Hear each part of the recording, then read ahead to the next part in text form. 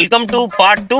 ముందు వీడియోలో చెప్పినట్టు మ్యాష్ చేసుకున్నాక ఆ తర్వాత పసుపు, ఉప్పు, ఇందాక కుక్కర్ లో మిగిలిపోయిన వాటర్ వేసుకుని మీకు కావాల్సిన కన్సిస్టెన్సీ వచ్చే వరకు కలుపుకోవాలి. ఒకవేళ మీకు కన్సిస్టెన్సీ అర్థం కాలేదనుకో, ఇలా బట్టల మీద పడిందంటే కన్సిస్టెన్సీ వచ్చినట్టు. ఎందుకురా ఇంత కష్టపడుతున్నారు, బయటికి వెళ్ళి తినొచ్చు కదా అని మీరు అడగొచ్చు. మేము ఉండే ప్లేస్ లో పావ్ బాజీ ఇండియాలో ఉండే టేస్ట్ ఉండదు భయ. అండ్ మా మందకి సరిపోయేంత బయట తినాలంటే మా ఆస్తులు అమ్ముకోవాలి. షెఫ్ చిట్కాలో మీకోసం ఒక మంచి చిట్కా. వంట చేస్తున్నప్పుడు మధ్యలో దూరి సలహాలు ఇవ్వకండి భయ. కుదిరితే మీరు చేయండి, లేదా సైలెంట్ గా ఉండండి. అంతేగాని మధ్యలో దూరితే చాలా బాగుంది.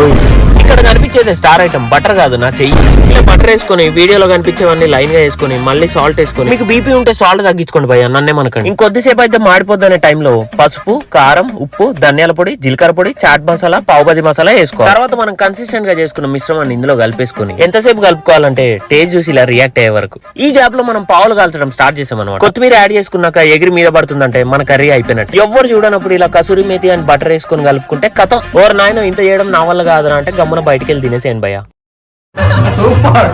లైక్ అండ్ సబ్స్క్రైబ్ చేసుకోండి భయ్యా, డైలీ మంచి వీడియోస్ పెట్టి ఎంటర్టైన్ చేస్తాం.